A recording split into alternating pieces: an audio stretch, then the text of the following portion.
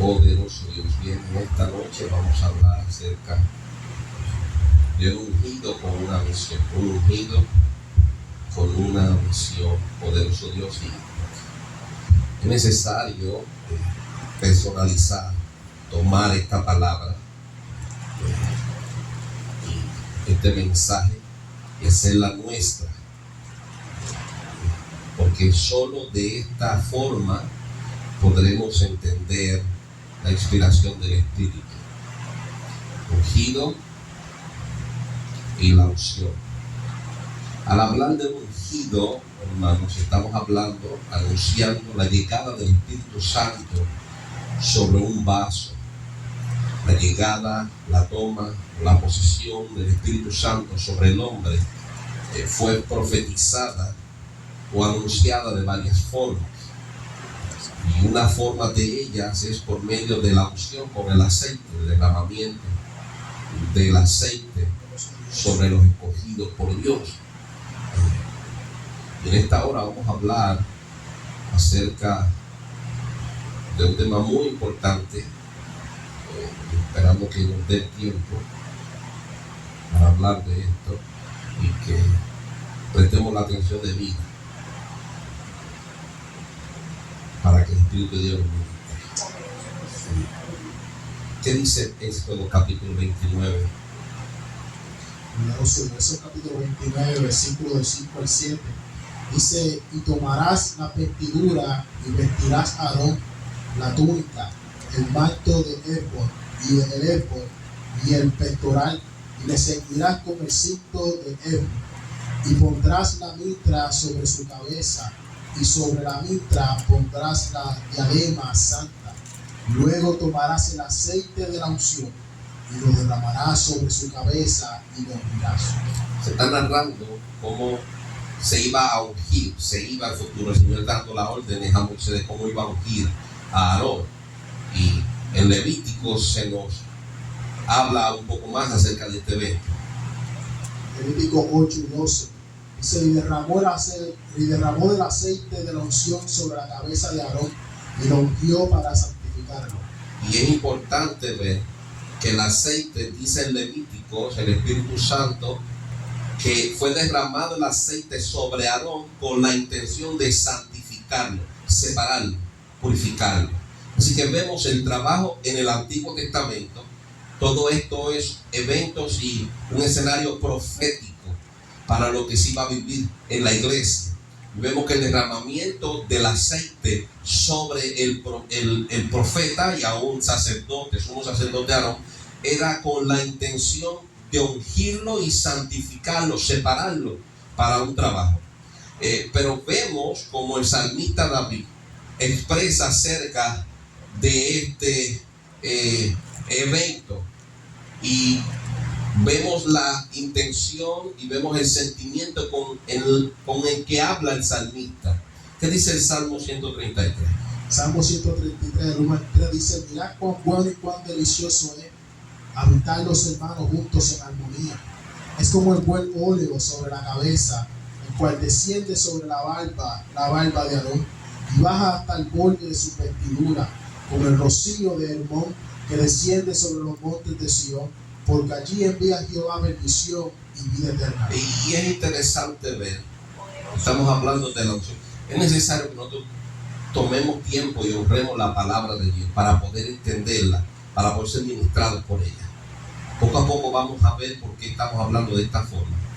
Y al ver la unción de Aarón, pudiera el pueblo verla como tener un sacerdote, lo derramaron el aceite, pero al salmista David expresar, estamos hablando de un hombre lleno del Espíritu Santo, y el lenguaje de un hombre lleno del Espíritu Santo es muy diferente al lenguaje de cualquier hombre.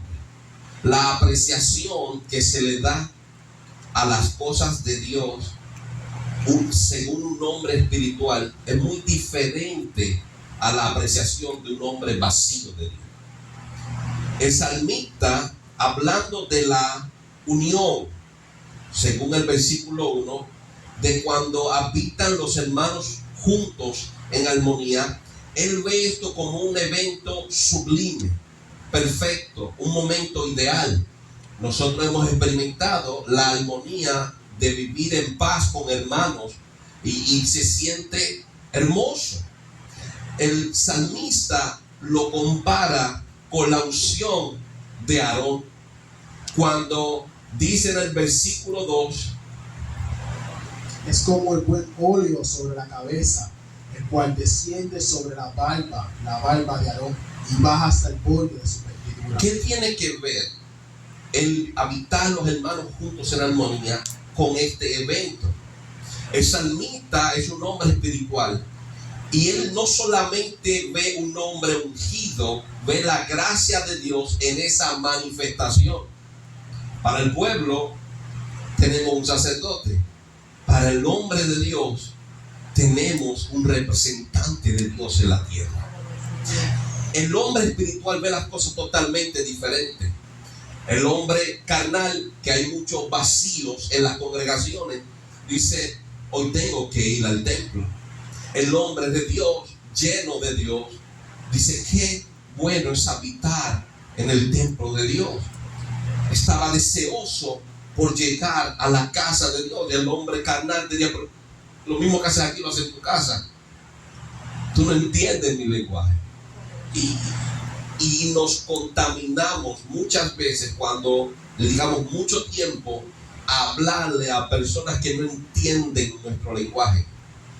El Señor Jesucristo dijo en un momento dado: ¿por qué no entienden mi lenguaje? Porque vosotros no sois de mi Padre. El lenguaje del hombre espiritual lo entienden los espirituales. No busques que el impío entienda tu lenguaje.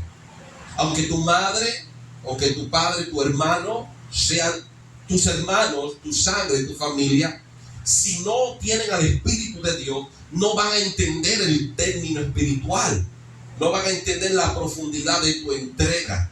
El salmista David está comparando, no está comparando el mayor suceso, que fue el derramamiento del aceite, que es un evento profético acerca del derramamiento del Espíritu Santo, sino que está tomando algo pequeño y lo está comparando con algo mayor.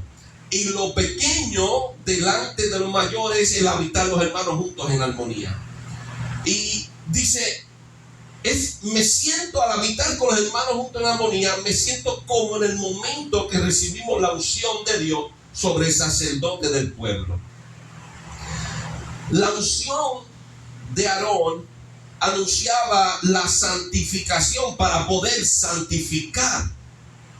Esto es lo que está viendo el salmista. Estos hombres de Dios recibieron una revelación tan poderosa que cuando ellos hablaban se estremecía su espíritu, y solo los espirituales reciben esa ministración con la cual ellos fueron ministrados. Eres sumamente especial, que el sacerdote era sumamente y de vital importancia para el pueblo, que el sacerdote recibiera la unción de Dios. Así que al sumo sacerdote Aarón ser santificado por medio del aceite, y lo vemos en Levíticos 8:12, que lo acabamos de leer, vemos que él es santificado para poder santificar. ¿Y cómo santifica el sacerdote al pueblo? Juan capítulo 17, versículo 17. Búscame Juan 17, 7. De la forma que el pueblo es santificado es por medio de la palabra. Juan 17, versículo 7. 17. 17, 7. 17, 17. 17, 17. Y ahora, dice: santifícalos en tu verdad, tu palabra es verdad. Y de aquí brincamos Malaquías capítulo 2. Entonces, cuando el sacerdote es santificado, por medio del sacerdote se santifica el pueblo. Cristo nos enseña cómo el pueblo es santificado. Es por medio de la palabra. Ahora, ¿qué dice Malaquías 2:7? Dice: porque los labios del sacerdote han de guardar la sabiduría, y de su boca el pueblo buscará la ley porque mensajero es de Jehová de los ejércitos. Usted ve por qué es tan importante el momento profético que estaba viendo Salomón. ¿Por qué David lo tiene como un momento tan especial? Porque la santificación del pueblo, por la misma boca de Dios, dice, viene por medio de la palabra y por medio de su verdad, que es la palabra de Dios. Ahora, ¿quién trae la palabra de Dios? ¿De dónde el pueblo va a buscar la palabra de Dios para poder ser santificado? De los labios del sacerdote. Pero si el sacerdote no es santificado, ¿cómo el pueblo va a ser santificado? Usted está viendo la ventana, la puerta que se está abriendo cuando en Levítico capítulo 8, versículo 12 se está demostrando que hubo un derramamiento de aceite sobre Aarón con la intención de santificarlo. El salmista David sabía lo que estaba hablando. Por eso es que solo los espirituales le dan gracias a Dios de tener un hombre espiritual. Pero los que no son espirituales siguen a hombres carnales en los altares. Y en vez de dar palabra de Dios para santificar, limpiar al hombre, sacarlo de inmundicia, lo que se han entretenido en chistes, en cuentos, en anécdotas, y el pueblo sigue corrompido, porque lo único que nos limpia y nos santifica es la palabra de Dios. Y el pueblo depende de la palabra para ser santificado. Estamos leyendo las escrituras. Y la palabra para ser santificado el pueblo, ¿de dónde proviene? Malaquías capítulo 2, versículo 7. Porque los labios del sacerdote han de guardar la sabiduría, y de su boca el pueblo buscará la ley, porque mensajero es de Jehová de los ejércitos. Es una gran responsabilidad que hay en el altar. El pueblo busca. No, hoy en día todo el mundo quiere buscar por su propia cuenta. Para algo Dios puso apóstoles, para algo Dios puso pastores, para algo Dios puso evangelistas, para algo Dios puso maestros. Y todo es para llevar a un pueblo a una altura, a una dimensión, a la medida del varón perfecto. Entonces Dios puso al sacerdote, Dios puso al líder espiritual, al pastor de la iglesia, para que de él el pueblo busque la palabra. Y esa palabra, dice Cristo, santificará al pueblo. ¿Ven la necesidad que necesitamos, que tenemos de que en los altares haya palabra de Dios? Por eso no hay santificación en las iglesias, porque no hay palabra. Lo que hay son canciones, conciertos, lo que hay son conferencias que no tienen nada que ver con la santificación, pero eso es lo que le gusta al pueblo. El pueblo lo que necesita, la iglesia lo que necesita es palabra y es verdad. Solo por la palabra y la verdad vamos a llegar a entrar a ese grupo que nuestro Señor Jesucristo se ha de presentar a sí mismo, como dice el apóstol Pablo, una iglesia sin mancha y sin arrugas, por medio de la palabra de Dios. Mire qué interesante lo que pasó en medio del pueblo de Israel. Es necesario que veamos solo los espirituales y que han dado valor a las cosas espirituales tienen un lenguaje especial. Miren lo que habla la historia según Esdras capítulo 3. Esdras capítulo 3, versículo 10 al 13. Esdras 3, 10 al 13. Dice: y cuando los albañiles del templo de Jehová echaban los cimientos, pusieron a los sacerdotes vestidos de su ropa y con trompeta, y a los levitas hijos de Asaf con címbalos, para que alabasen a Jehová según la ordenanza de David rey de Israel, y cantaban alabando y dando gracias a Jehová y diciendo: porque Él es bueno, porque para siempre es su misericordia sobre Israel. Y todo el pueblo aclamaba con gran júbilo, alabando a Jehová, porque se echaban los cimientos de la casa de Jehová. Y muchos de los sacerdotes, de los levitas y de los jefes de las casas paternas, ancianos que habían visto la casa primera, viendo echar los cimientos de esta casa, lloraban en alta voz, mientras muchos otros daban grandes gritos de alegría. Y no podían distinguir el pueblo del clamor de los gritos de alegría, de la voz del lloro, porque clamaba el pueblo con gran júbilo, y se oía el ruido hasta de lejos. Es interesante este evento. Tenemos una victoria del cautiverio, Dios nos saca y nos permite levantar o reconstruir la casa de Dios. Vemos que cuando se van a tirar los cimientos se hace un cultazo, una campaña se hace para el agradecimiento a Dios. Pero hay una mezcla de sentimientos. Los que no conocen están en gozo, en alegría, en jubileo, están adorando. Pero hay en el versículo 12 señala diciendo: muchos de los sacerdotes y levitas y jefes de las casas paternas, ancianos. Y lo interesante es que señala las escrituras que habían visto la casa primera. Ahora están viendo esta casa. Cuando tiran los cimientos, mientras todo el mundo está en algarabía, en fiesta, en danza, en júbilo, ellos están llorando. ¿Por qué están llorando? Porque están viendo una segunda oportunidad que Dios le ha dado al pueblo.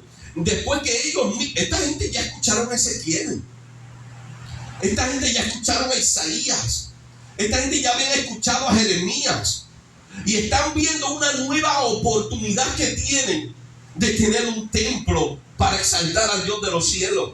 La gloria de Israel era el templo en Jerusalén, y el templo en Jerusalén fue contaminado por ellos mismos, y fue entregado el templo y el pueblo a Nabucodonosor, y fue destruido el templo. Fueron llevados a cautiverio, y 70 años después, según la profecía de Jeremías, entonces volvieron nuevamente a la tierra de Jerusalén y volvieron a reconstruir el templo. Los jóvenes dicen: vamos a tener un templo. Los ancianos ven una segunda oportunidad que no merecían.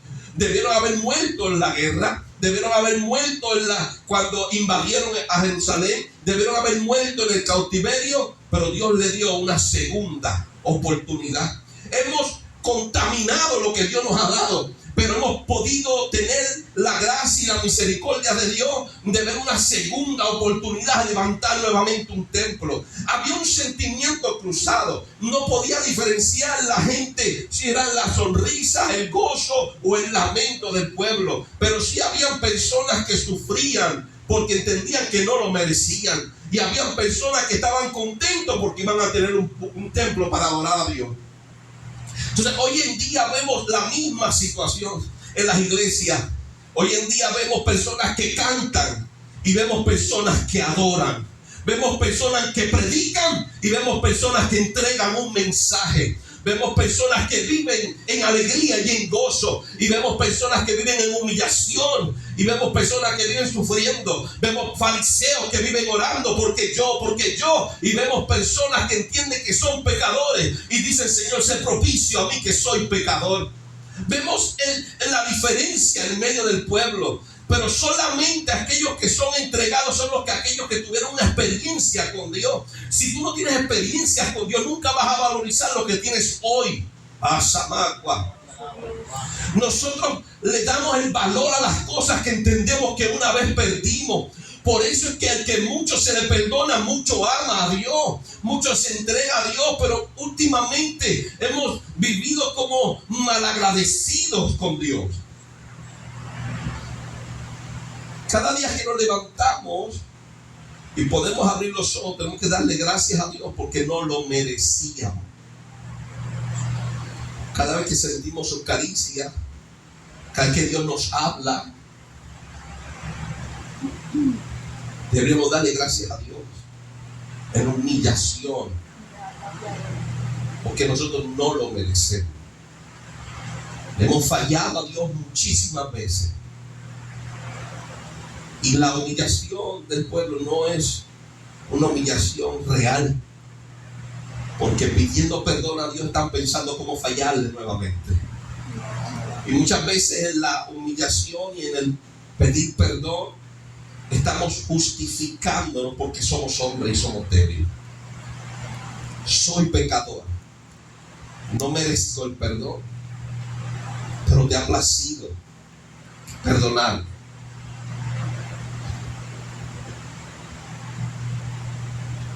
Es un lenguaje totalmente diferente. El vaso lleno del Espíritu Santo agradece hasta por la comida que comemos. Eso no es gracia a Dios. Es un agradecimiento genuino. Y le damos el valor a las cosas que tenemos. El tener el Espíritu Santo de Dios vale más que toda posesión que podamos tener material en la tierra.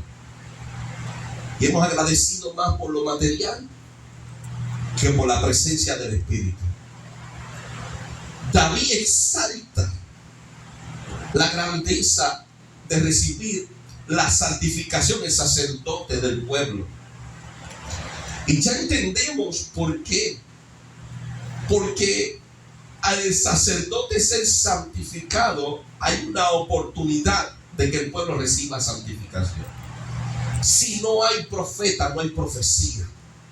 Si no hay profecía, no hay consolación. Si no hay profecía, no hay confrontación. Si no hay profecía, no hay salvación.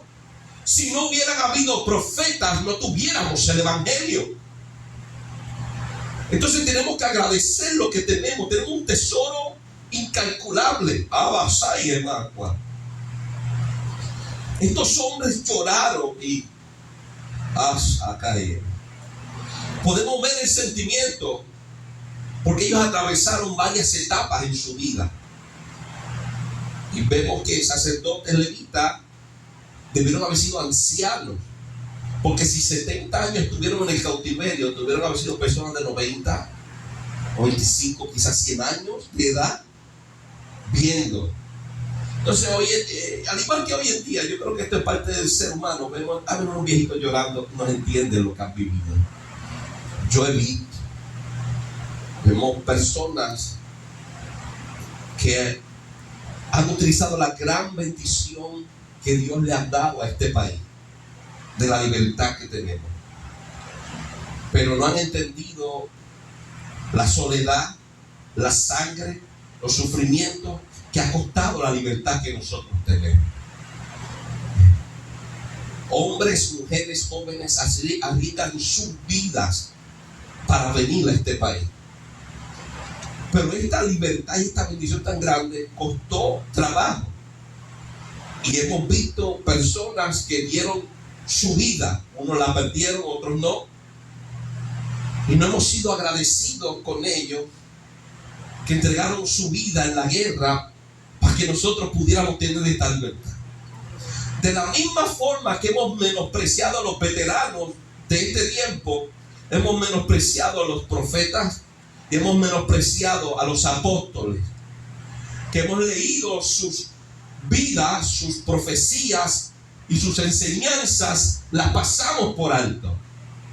Y muchas veces seleccionamos entre ellas. Y muchas veces les llamamos mentirosos, o que no fue de parte de Dios que hablaron. Gente que el mundo mismo no los merecía.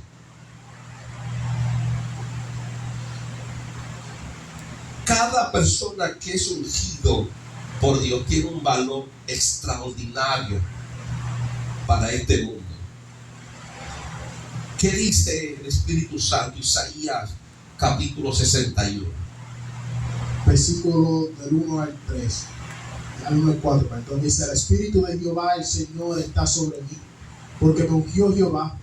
Me ha enviado a predicar buenas nuevas a los abatidos, a vendar a los quebrantados de corazón, a publicar libertad a los cautivos y a los presos, apertura de la cárcel, a proclamar el año de la buena voluntad de Jehová y el día de venganza del Dios nuestro, a consolar a todos los enlutados, a ordenar que los afligidos de Sion se les dé gloria en lugar de ceniza, óleo de gozo en lugar de luto, manto de alegría en lugar de espíritu angustiado.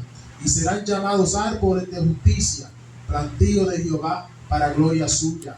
Reedificarán las ruinas antiguas y levantarán los asolamientos primero, y restaurarán las ciudades arruinadas, los escombros de muchas generaciones. Ve buscando Lucas capítulo.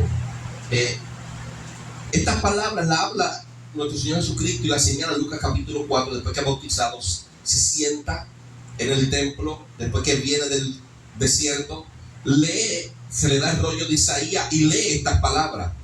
Y dice: hoy se ha cumplido esta profecía. Pero es necesario que entendamos una cosa. Muchos piensan que Cristo recibió al Espíritu Santo en el Jordán. Muchos piensan y predican que Cristo es un hombre como tú y como yo, que recibió al Espíritu Santo, y eso está en contra de la existencia del Maestro. Él era Dios en un cuerpo carnal que nació de María. Dice la profecía, hablando de Cristo: el Espíritu de Jehová, el Señor, está sobre mí, porque me ungió Jehová, dice Isaías, y me ha enviado a predicar. Cristo toma el rollo de Isaías y dice: esto se ha cumplido, pero no se cumplió en el Jordán. ¿Qué dice Lucas 1, 34, 35? Dice: entonces María dijo al ángel: ¿cómo será esto? Pues no conozco varón. Respondiendo el ángel le dijo: el Espíritu Santo vendrá sobre ti, y el poder del Altísimo te cubrirá con su sombra, por lo cual también el santo ser que nacerá será llamado Hijo de Dios. Es importante entender que el Espíritu de Dios estaba en el cuerpo que nació de María desde antes de nacer. Dios no vino sobre Cristo en el Jordán. Ya él estaba en Cristo y estaba en Juan, que al igual que Cristo había sido lleno del Espíritu Santo desde el vientre de su madre. Así que el bebé Juan el Bautista había sido lleno del Espíritu. Por tanto, el Espíritu Santo ya estaba en el Jordán bautizando a Cristo. Y Cristo, siendo el Espíritu de Dios en ese cuerpo, ya estaba ungido por Dios. Porque dice 2 de Corintios capítulo 3 versículos 6 o 7 que el Señor es el Espíritu Santo. Así que es necesario que entendamos que ya Cristo había sido ungido. Ahora, pero ¿con qué propósito vino el Espíritu de Dios sobre el ungido? Dios ungió a Cristo para enviarlo a predicar, y por medio de la predicación del ungido se desataría algo en el pueblo. Y vemos en el versículo 4 de Isaías 61: reedificarán las ruinas antiguas y levantarán los asolamientos primero, y restaurarán las ciudades arruinadas, los escombros de muchas generaciones. Vemos que la predicación del ungido de Dios iba a hacer que la generación se levantara, se pusiera en pie y reconstruyera los pedazos que quedaban de las anteriores. Es necesario que los ungidos de Dios en este tiempo comiencen a predicar la palabra de Dios, pero tienen que ser los ungidos, porque los ungidos hablan y el pueblo se levanta. Los ungidos hablan y profetizan y el pueblo comienza a reconstruir lo que estaba tirado en el suelo. Pero qué lamentable es que el hombre y la mujer de Dios, que no quieren usar Dios en profecía, mantienen silencio. Dice el profeta Ezequiel, cuando Dios le habla en el capítulo 3: si yo doy palabra y tú no la hablas, tú cargarás la sangre de ellos. Pero si tú das la profecía, habrás librado tu sangre. Dios envía palabras por medio del profeta con la intención de que el pueblo se vuelva de su mal camino y reconstruya los pedazos que han sido destruidos. Pero ¿cómo el pueblo se levantará si los ungidos no abren su boca? Y no estamos hablando abrir la boca para hablar más de lo mismo. Hay una misión con los ungidos, y los ungidos son ungidos con un propósito, y es hacer que se levante una generación para reedificar las ruinas pasadas. Jesucristo dijo: tengo un propósito, esto se ha cumplido ante sus ojos, dice Lucas capítulo 4, y mi propósito es levantar esta generación para que reconstruyan lo que ha sido destruido en generaciones pasadas. El Espíritu de Jehová el Señor está sobre mí, porque me ungió Jehová.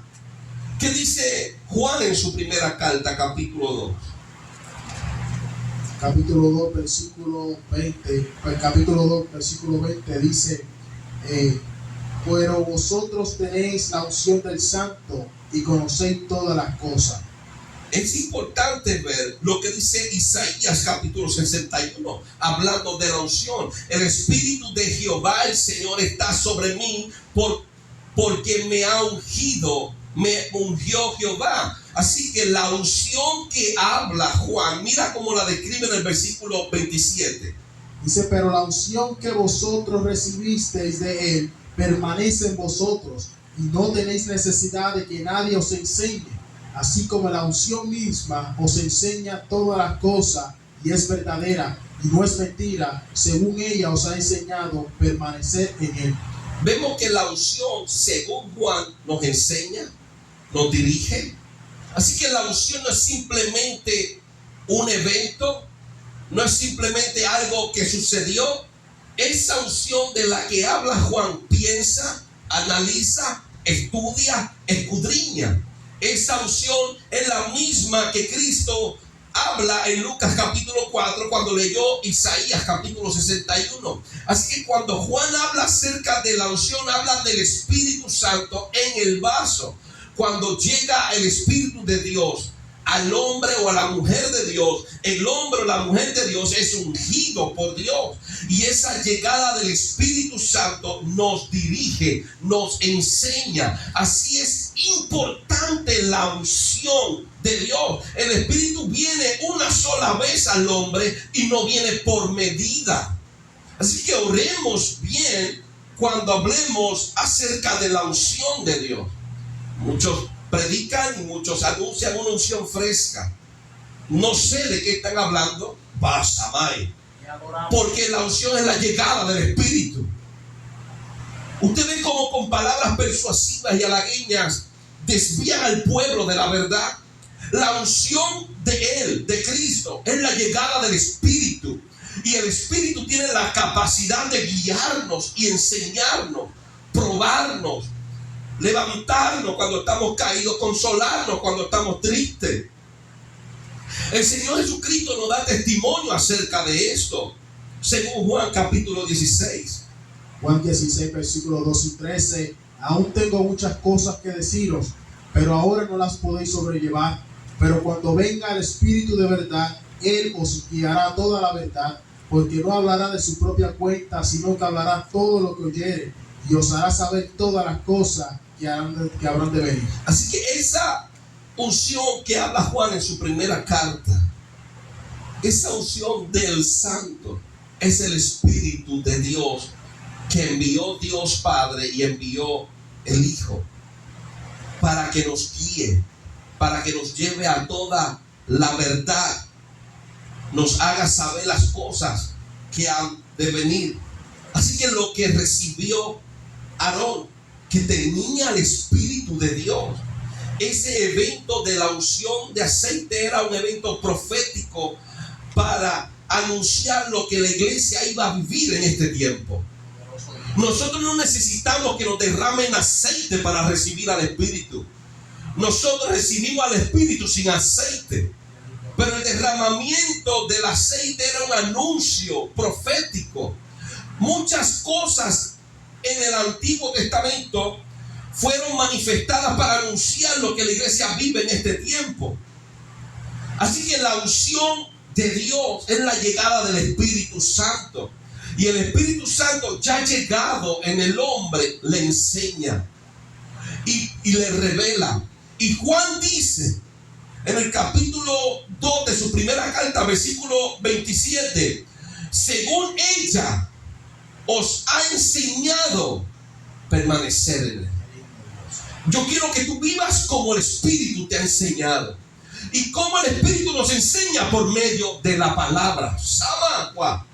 Como el Espíritu nos enseña por medio de la palabra. ¿Qué palabra? La que Dios le ha dado al pastor, la que Dios le ha dado a los apóstoles, la que Dios le ha dado a los profetas, la que Dios le ha dado a los evangelistas, la que Dios le ha dado a los pastores, con la intención de santificar al pueblo. Sabay. El ungido tiene una meta, tiene una misión. El ungido tiene también luchas. El ungido tiene batallas. El ungido tiene peleas, tiene pruebas. Pero también el ungido posee un enfoque, tiene una prioridad, tiene una misión.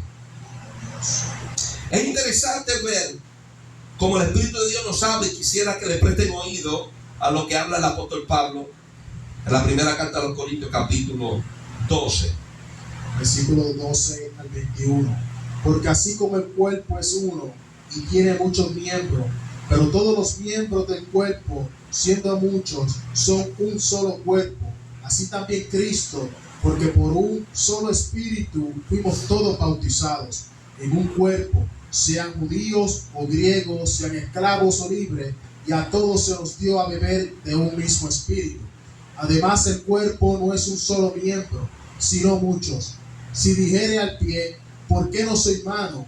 No soy del cuerpo. Por eso no será del cuerpo. Y si dijere la oreja, ¿por qué no soy ojo?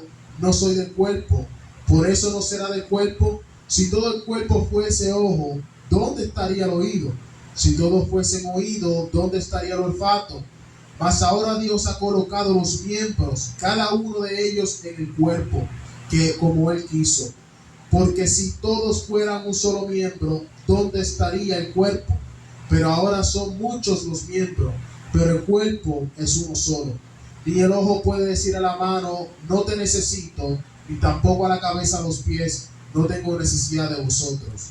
Fíjate, en esta porción, el Espíritu de Dios inspira al apóstol Pablo y nos habla de la necesidad y la importancia que tiene cada uno de los miembros en el cuerpo del hombre, como en el cuerpo de Cristo. Algunos tienen una función, otros tienen otra, pero todos son necesarios. Y cada cual tiene que enfocarse en su función. No podemos caminar con los ojos, no podemos ver con las manos y no podemos palpar y agarrar y hacer lo que hacemos con las manos, con los pies. Cada miembro de nuestro cuerpo fue diseñado para algo, para una función, y cada miembro debería enfocarse en su función, y de esta forma el cuerpo trabajaría perfectamente, porque Dios hace las cosas perfectas. Hay una gran situación en el pueblo, y es que todas las manos quieren ser ojos, todas las bocas quieren ser manos, y cada cual quiere hacer otra cosa en vez de hacer lo que Dios les ha mandado hacer. Pero si nos enfocáramos en lo que Dios nos ha dado para hacer, trabajaríamos en perfecta unidad. Y a la iglesia estar en perfecta unidad, trabajando como debemos trabajar, las almas se salvarían.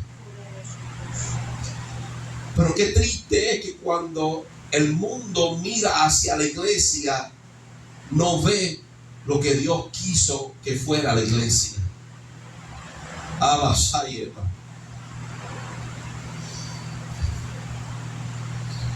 Nosotros somos un cuerpo diseñado a sobrevivir y a trabajar cada uno para que sobreviva el cuerpo, y nos estamos matando unos a los otros.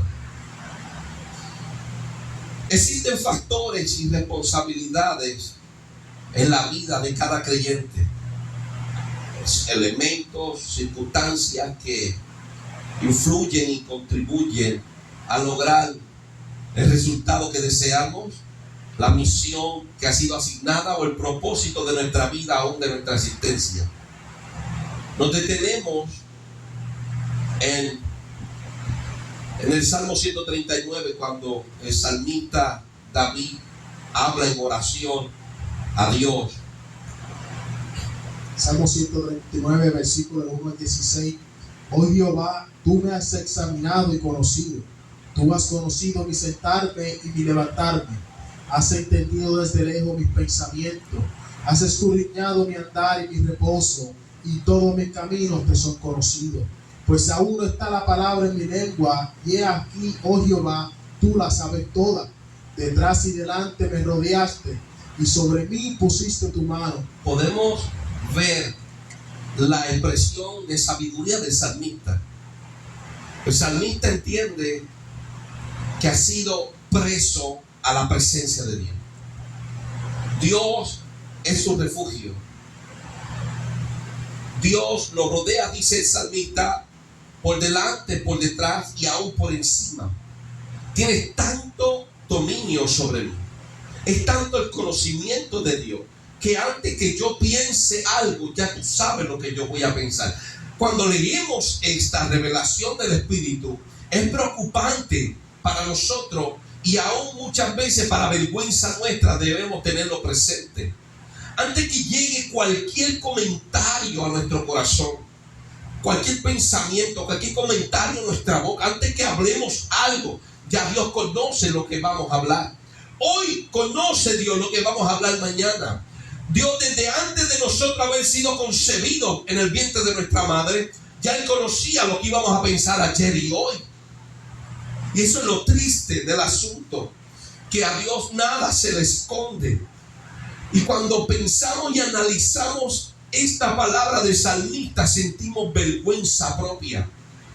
Porque muchas veces confesamos que somos buenos cuando claramente hemos sido traicioneros para con Dios. Que con la misma boca que exaltamos a Dios, profanamos y decimos mentiras también. Y cuando analizamos esta palabra, entendemos que Dios ha conocido nuestros y vuestros pensamientos antes de nosotros haberlos concebido. ¿Qué dice el Espíritu Santo? Versículo 6 adelante dice: tal conocimiento es demasiado maravilloso para mí. Alto es, no lo puedo comprender. ¿A dónde me oiré de tu espíritu y a dónde huiré de tu presencia? Si subiera a los cielos, allí estás tú. Y si en el Seol hiciere mi estrado, he aquí, allí tú estás. Si tomare las alas del alba y habitar en el extremo del mar, aún allí me guiará tu mano y me asirá tu diestra. Si dijere ciertamente las tinieblas me encubrirán, aún la noche resplandecerá alrededor de mí. Aún las tinieblas me encubren de ti y la noche resplandece como el día. Lo mismo te son las tinieblas que la luz, porque tú formaste mis entrañas, tú me hiciste en el vientre de mi madre. Te alabaré, porque formidables, maravillosas son tus obras. Estoy maravillado y mi alma lo sabe muy bien. No fue encubierto de ti mi cuerpo, bien en oculto fui formado y entretejido en lo más profundo de la tierra. Es interesante ver cómo el salmista David reconoce lo que muchas veces nosotros ignoramos, porque queremos ignorarlo, pero el que nosotros queramos pensar que algo no es, no significa que deja de ser. No hay lugar donde nos podamos esconder de Dios. No hay club nocturno donde nos podamos esconder de Dios. No hay escondite, no hay cuarto, no hay hotel, no hay playa, no hay ningún lugar donde nos podamos esconder de Él. El salmista dice: me puedo ir a lo más profundo y ahí tú estás. Me puedo ir a lo más alto y ahí tú estás. Me puedo ir a lo más lejos y ahí tú estás. Es un conocimiento tan grande que no lo puedo comprender. Él dice: me puedo esconder las tinieblas, pero resplandecerán delante de ti. Es interesante ver cómo el salmista nos dice: estamos prisioneros de Dios. Estamos expuestos a Dios día y noche. Aunque nos queramos ocultar desde antes de nacer, estamos bien delante de Él todo el tiempo de nuestra vida. Y esto es interesante y es necesario que lo tengamos presente, este Salmo 139 del salmista David, porque nos trae una revelación muy poderosa para la iglesia. Y cuando entendemos esto, vivimos en vergüenza y vivimos humillados delante de Dios, porque las veces que le hemos fallado a Dios, fallamos delante de su presencia y después con las mismas manos la levantamos en alabanza y con la misma boca la levantamos en adoración. Él estuvo ahí, Él está ahí, Él conoce que ibas a fallar antes que le fallara. Él conocía que ibas a mentir antes que mintiera. Él conocía que ibas a blasfemar antes que blasfemaras, pero todavía sigue con nosotros porque Él es fiel a su palabra. ¿Qué dice el salmista en el versículo 16? Mi embrión vieron tus ojos, y en tu libro estaban escritas todas aquellas cosas que fueron luego formadas, sin faltar una de ellas. Vemos al salmista cómo habla al ungido, cómo habla acerca de el Dios predestinar ciertos eventos en la vida del hombre. Y el ungido de Dios dice que había escrito Dios unos eventos para la vida del ungido. Y dice, todo lo que él escribió sucedió sin faltar ninguna de ellas. Así que a medida que sigamos hablando acerca de esto, entenderemos que la vida de los ungidos, toda la vida, Dios tiene el control. Cada pensamiento, Dios tiene el control. Y cuando Dios pone la mirada sobre un ungido, Él no se apartará de nosotros. No podremos escondernos. Por eso muchos le han dado la espalda a Dios y han sentido la administración de Dios. Porque lo que Dios ha separado y ha comenzado la obra, aunque nosotros no hayamos querido separar de Dios, Dios terminará la obra. Dios te ha ungido, Dios te ha separado. Y dice el salmista, hay un libro con las cosas que Dios ha señalado para tu vida. Y Dios, cuando hace algo, lo hace perfecto. Y Dios, lo que comenzó en nosotros, lo terminará en nosotros.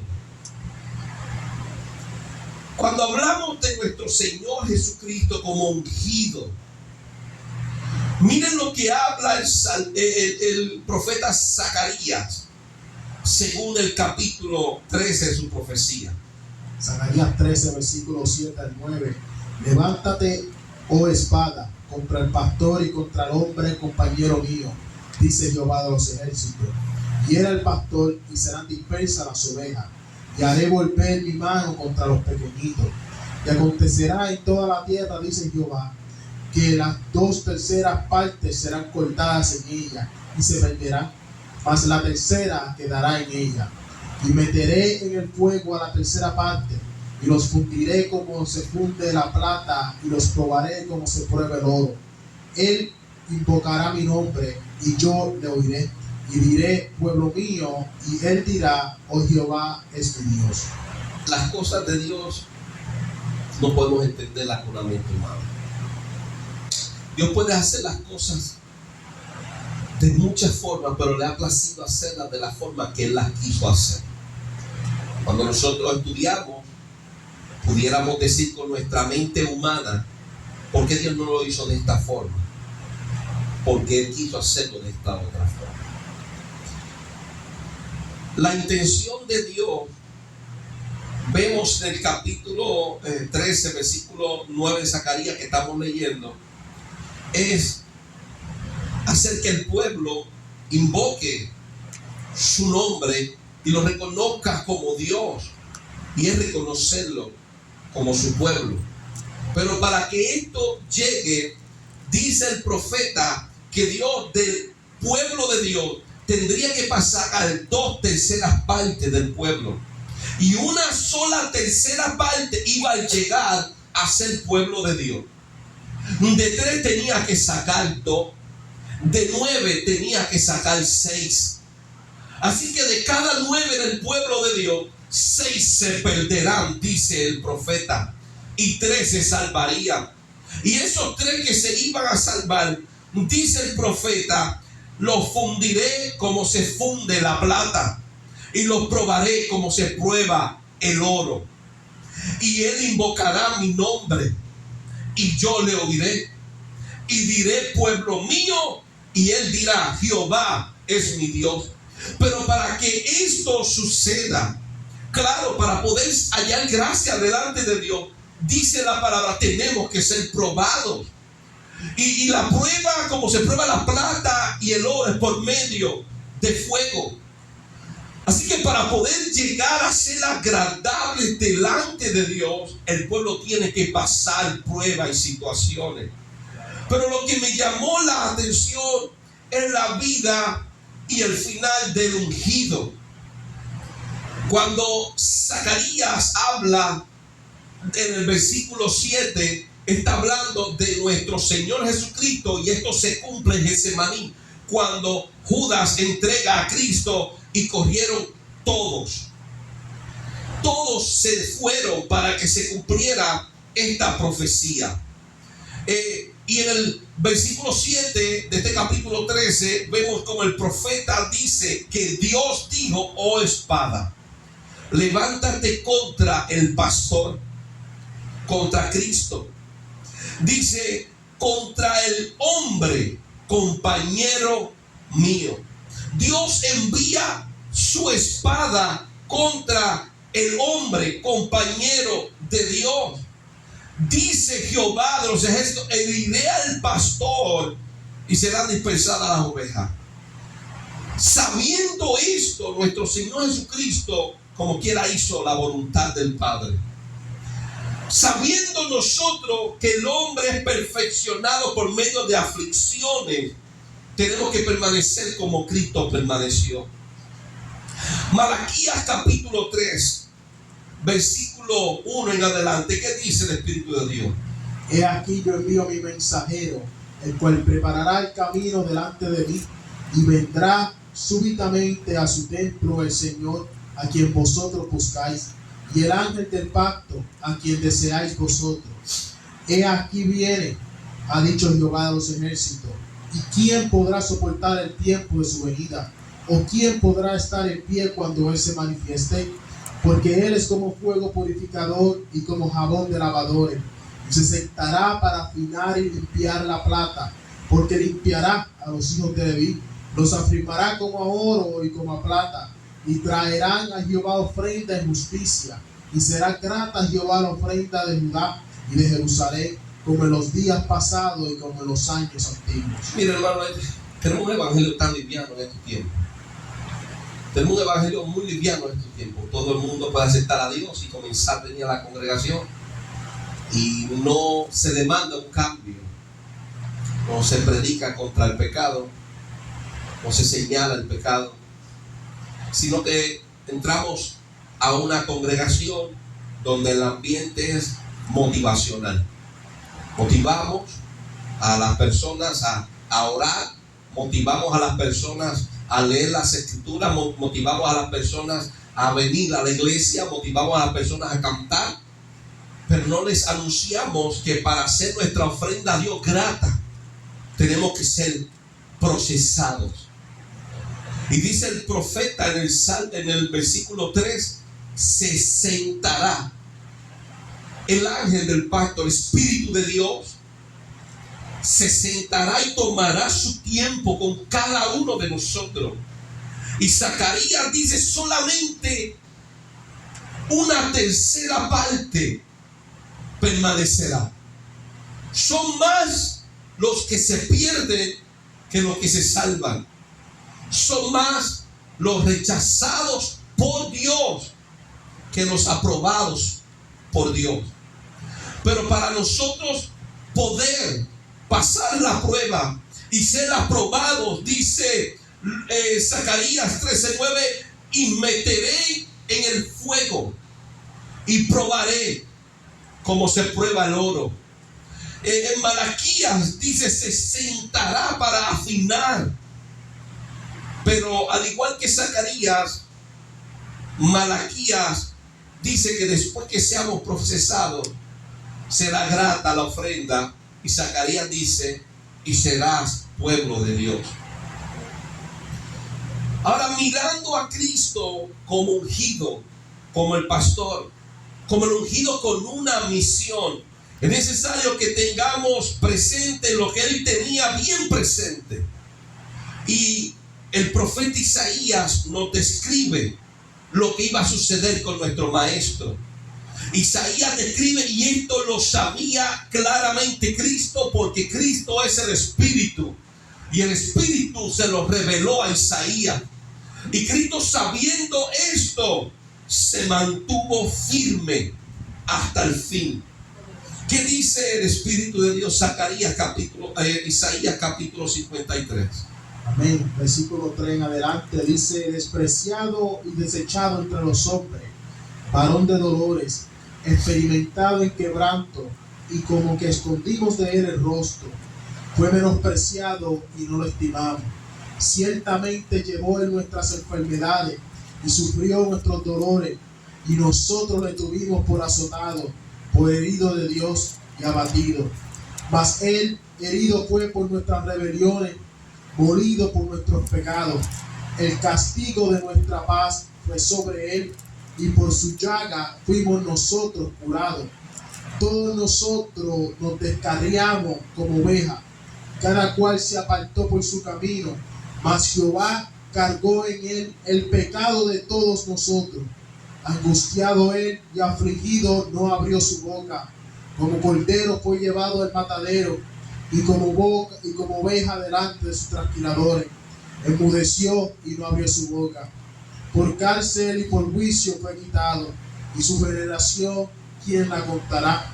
Porque fue cortado de la tierra de los vivientes, y por la rebelión de mi pueblo fue herido.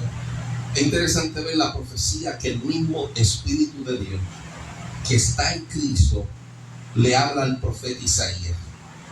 Y vemos que sí, es injusto para Dios haber pasado lo que Él pasó. Es injusto para nuestro Señor haber vivido lo que vivió. Y esa injusticia derramada sobre Cristo nos las habla el profeta Isaías por inspiración de Él mismo. Dice que Él fue despreciado y fue desechado entre los hombres. Fue experimentado en quebranto y escondimos de Él nuestro rostro. Fue menospreciado, pero tampoco lo estimamos.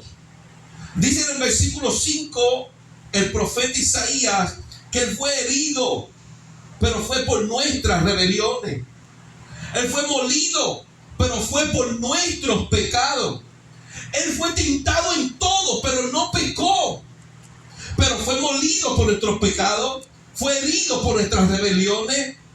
Y el castigo de nuestra paz, dice el Espíritu Santo, fue sobre de Él.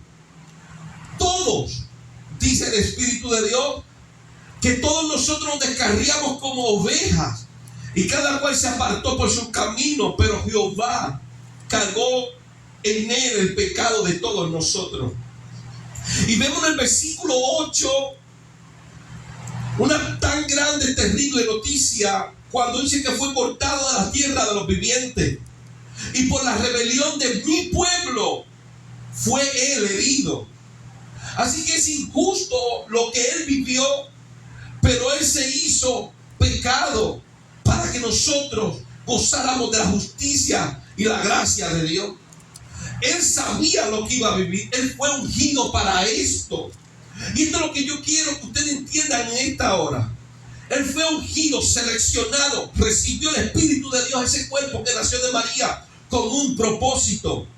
Y Él expresa en Mateo capítulo 16. Mateo capítulo 16, Satanás utiliza al apóstol Pedro y trata de reconvenir a nuestro Señor Jesucristo cuando Él dice que tenía que padecer el malo de los sacerdotes. Pero hay una respuesta santa en el versículo 23. Pero Él, volviéndose, dijo a Pedro: quítate de delante de mí, Satanás. Me eres tropiezo, porque no pones la mira en las cosas de Dios, sino en la de los hombres. Entonces Jesús dijo a sus discípulos: si alguno quiere venir en pos de mí, niéguese a sí mismo y tome su cruz y sígame. Porque todo el que quiera salvar su vida la perderá, y todo el que pierda su vida por causa de mí la hallará. ¿Por qué? ¿Qué aprovechará el hombre si ganare todo el mundo y perdiere su alma? ¿O qué recompensa dará el hombre por su alma? Porque el Hijo del Hombre vendrá en la gloria de su Padre con sus ángeles, y entonces pagará cada uno conforme a sus obras. La mente carnal del apóstol Pedro en ese tiempo no le podía permitir entender la magnitud de la entrega del hombre de Dios. El ungido estaba dispuesto a ir hasta la muerte. Pedro no entendía esto. Pedro no tenía el Espíritu Santo. Usted ve, Pedro había sido llamado pero no había recibido el Espíritu de Dios. Y hay personas que pueden ser llamados y pudieron haber sido separados pero al no tener el Espíritu de Dios no pueden entender las cosas que estamos viviendo. No pueden juzgar las cosas espirituales aunque tengan un llamado. Dios los separó como separó a Jeremías. Pero Jeremías no pudo recibir el conocimiento hasta que llegó el Espíritu de Dios sobre de él. Él pensaba, soy un niño, soy ignorante, no conozco, tengo miedo. Pero cuando vino el Espíritu de él, dice, traté de resistir, pero no pude. Porque el Espíritu de Dios lo guió al apóstol Pedro. Tener la ausencia del Espíritu Santo, no podía entender la entrega de un ungido. Esta gente conocía las Escrituras. Jesucristo sabía lo que acabamos de leer en Isaías capítulo 53. Y es terrible la batalla del ungido. Es terrible ver la batalla de nuestro Señor Jesucristo. Él sabía lo que estamos leyendo, que tenía que ser desfigurado, traicionado, ser molido, ser herido, ser muerto, ser crucificado. Él lo sabía. Pero también tener a un carnal diciéndole que nunca, en ninguna forma te acontezca esto, era una presión muy grande la que tenía nuestro Señor Jesucristo. Esto no sucedió cuando estaba levantándose en el ministerio. Esto sucedió cuando ya era a punto de llegar el momento crucial de su vida, para lo que él había sido nacido de María. Él sabía que este momento iba a llegar, y él temía de este momento también. Como ser humano, él sabía el dolor tan inmenso que iba a atravesar. Y Satanás, aprovechando el momento y una mente carnal, un vaso vacío del Espíritu de Dios, trató de tentar a Cristo para que no hiciera lo que tenía que hacer, para que no cumpliera el propósito por el cual él había sido separado del mundo.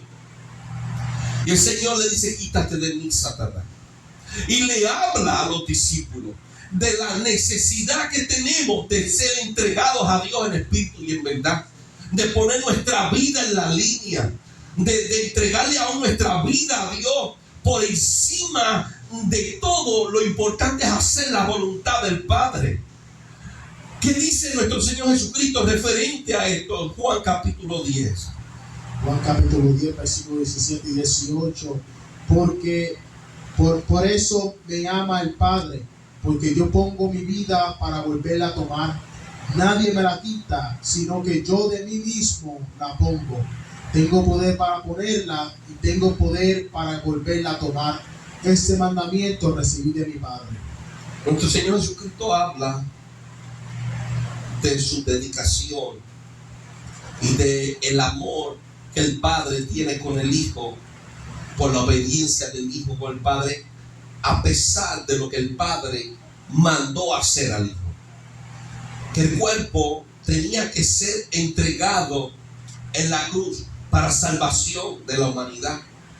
Y Cristo no iba a permitir que nadie se interpusiera entre él y la cruz, porque la cruz era la manifestación de su propósito, la consumación de la obediencia al mandamiento del Padre.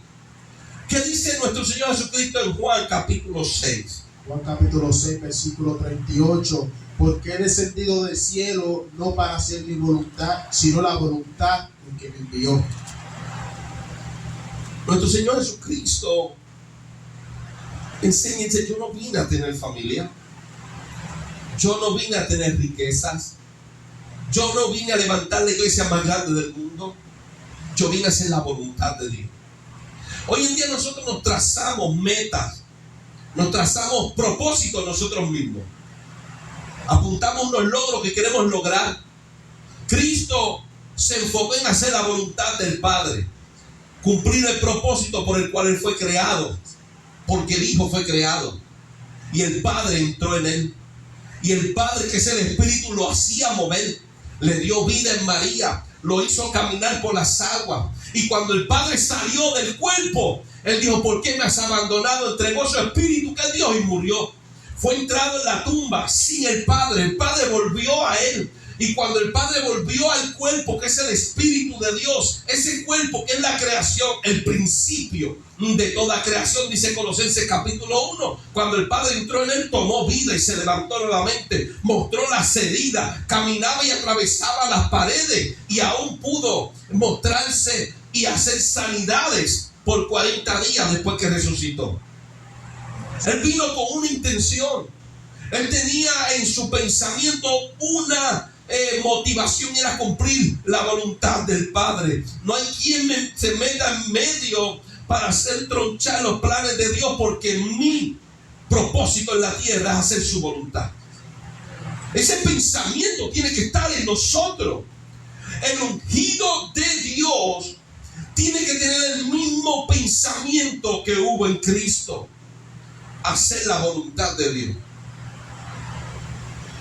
El ungido y la ungida de Dios debe pensar como el Maestro nos enseñó a pensar. Hebreos capítulo 10 nos habla acerca de esta obediencia, de esta entrega de nuestro Señor Jesucristo. Y Hebreos capítulo 10, versículo 5 en adelante hasta el versículo 10, vemos como el Espíritu de Dios nos habla acerca de esto. Hebreos 10, versículo 5 en adelante: por lo cual entrando en el mundo dice, sacrificio y ofrenda no quisiste, mas me preparaste cuerpo. Holocausto y expiaciones por el pecado no te agradaron. Entonces dije, he aquí que vengo, oh Dios, para hacer tu voluntad. Como en el rollo del libro está escrito de mí, diciendo primero, sacrificio y ofrenda y holocausto y expiaciones por el pecado no quisiste, ni te agradaron, las cuales cosas se ofrecen según la ley. Y diciendo luego, he aquí que vengo, oh Dios, para hacer tu voluntad. Quítalo primero para establecer esto último. En esa voluntad somos santificados mediante la ofrenda del cuerpo de Jesucristo, hecha una vez para siempre. Nuestro Señor Jesucristo, como ungido de Dios, Él no pensaba en sí mismo. Él pensaba en hacer la voluntad y lo que esa voluntad iba a desatar en la tierra. Él amaba a Dios y amaba a la humanidad.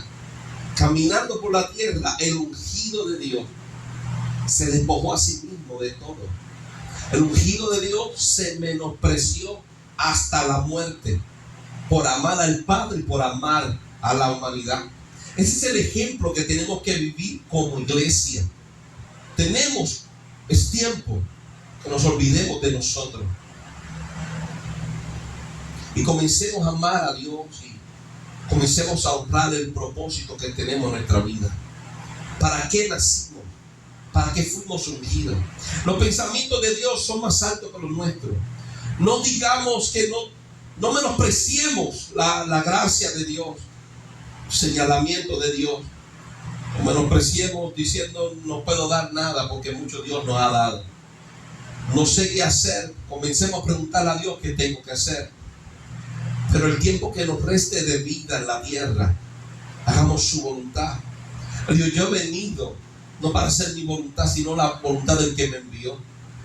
Dice en Hebreos capítulo 10, versículo 7. Entonces dije, he aquí vengo, oh Dios, para hacer tu voluntad, como en el rollo del libro está escrito de mí. Él sabía que Dios había trazado, al igual que el salmista en el Salmo 139, que su embrión vieron sus ojos y en su libro estaban escritas todas las cosas que aún luego fueron formadas, todas sin faltar una de ellas. Él sabe, el salmista fue inspirado por el Espíritu y el Espíritu de Dios, hablando en Hebreos 10:7, nos enseña que la vida del ungido tiene un propósito y ese propósito Dios lo trazó. Nosotros no tenemos que estar inventando, ya Dios escribió lo que teníamos que hacer, para qué nos había dado vida, para qué nos salvó. Entonces tenemos que buscar la revelación de Dios y vivir bajo su voluntad.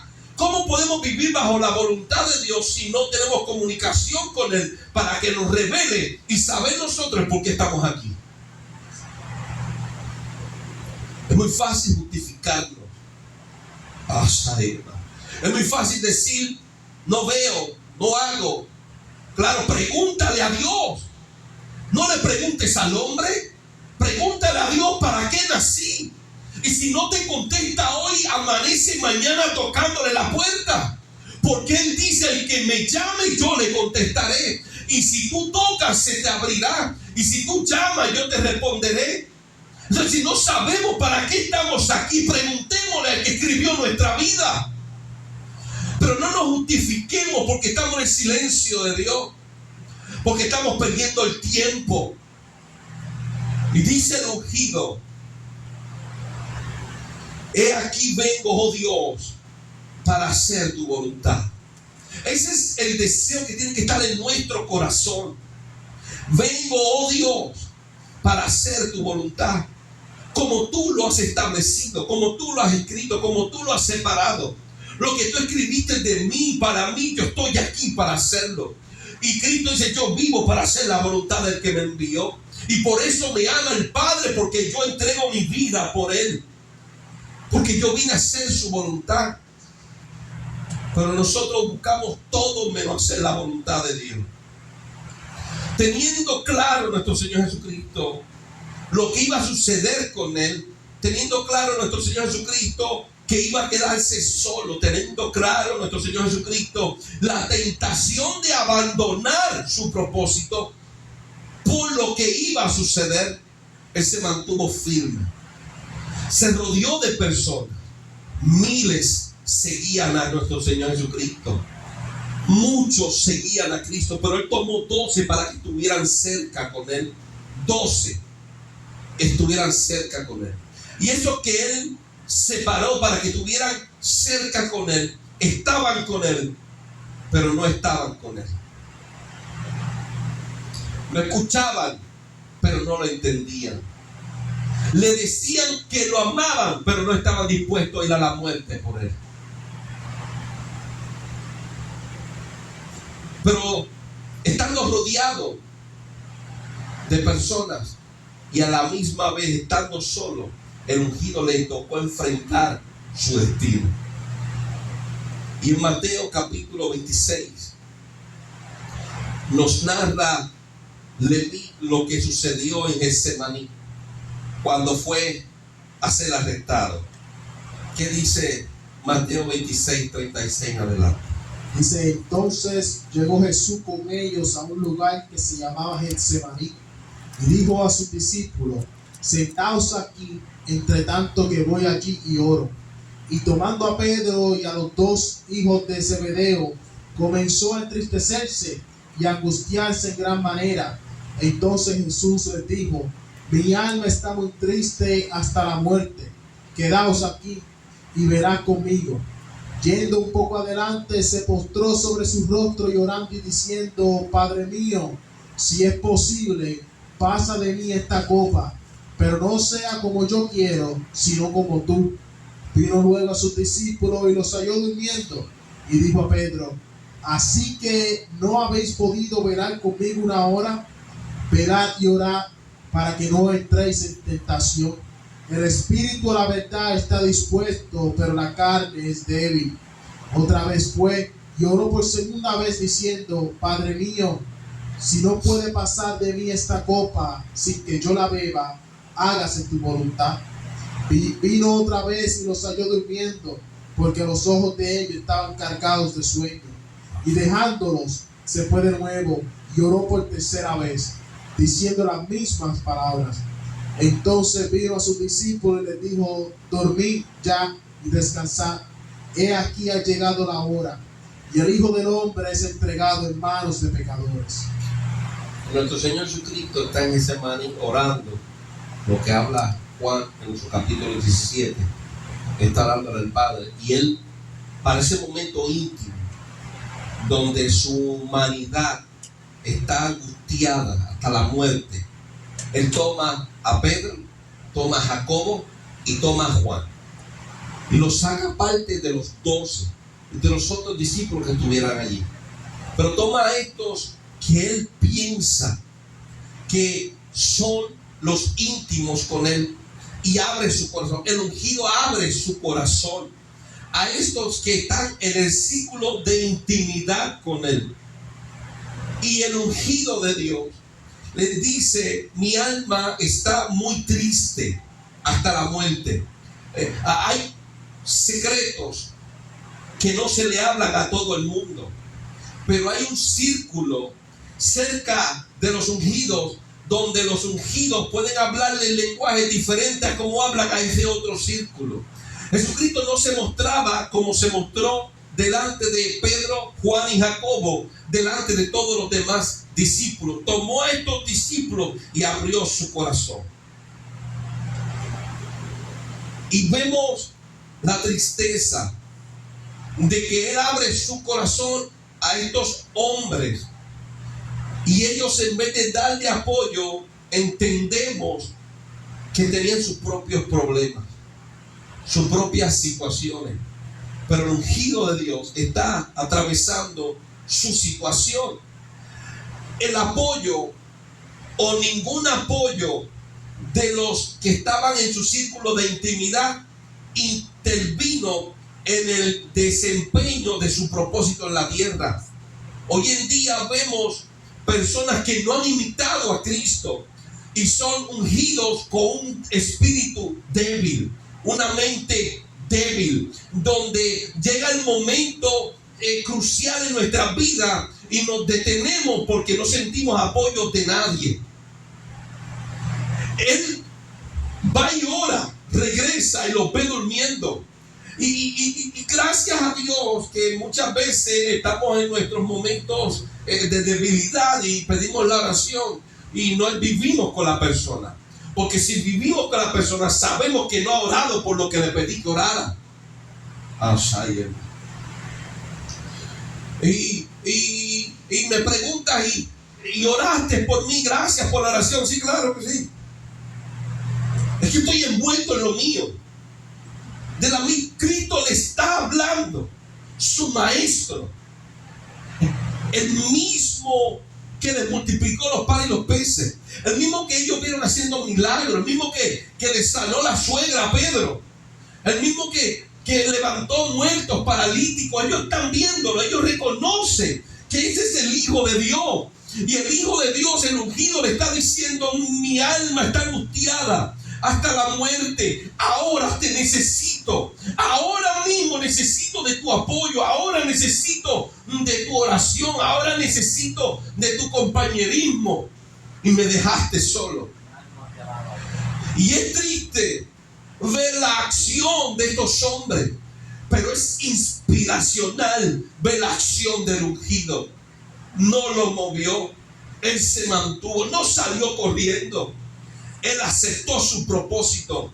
Qué vergüenza delante de nosotros debemos sentir cuando le fallamos a Dios porque nos sentimos solos. Ay, cantamos la canción: que me falte todo, que se vayan todos menos su espíritu. Pero cuando todos nos dan la espalda, nosotros también le damos la espalda a Dios. Cuando todos nos dan la espalda, entonces le damos la espalda a nuestro propósito, porque no miramos al Calvario, porque no miramos a Getsemaní, donde todos le dieron la espalda y él quedó solo. Se cumplió lo que dijo Zacarías. Él lo sabía, que lo iban a dejar solo. Él pidió ayuda y nadie se la dio. Ni aun los mismos que estaban en su círculo más íntimo le dieron la ayuda. Se cumplió lo que él mismo profetizó por medio de Zacarías.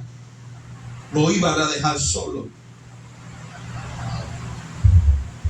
Pero el ungido nos dio un gran ejemplo de vida. Nos dio un gran ejemplo como discípulos. Nos dio un gran ejemplo como ungidos de Dios. Nosotros hemos sido llamados por Dios con un propósito. Y debemos conocer el propósito por el cual fuimos llamados. Y sabiendo que hemos sido ungidos por Dios, tenemos que entender que la vida del ungido nunca ha sido fácil. La vida del ungido ha sido sazonada con sufrimiento. La vida siempre del ungido ha sido sazonada con desprecio. Cristo mismo dice: todos os aborrecerán por causa de mí. Ha sido sazonada de pruebas, de vituperios, de situaciones, porque tenemos que ser probados. Pero nuestro modelo a seguir, nuestro maestro, nos demostró que aunque los más íntimos te den la espalda, aunque los más íntimos estén pero no hagan nada por ti, no quites tu enfoque. Mantente enfocada, mantente enfocado en tu propósito, porque a pesar de que murió solo, Dios lo resucitó en gloria. Así que lo grande del negocio no es su comienzo, es como termina. ¿Pudiéramos estar hoy solos?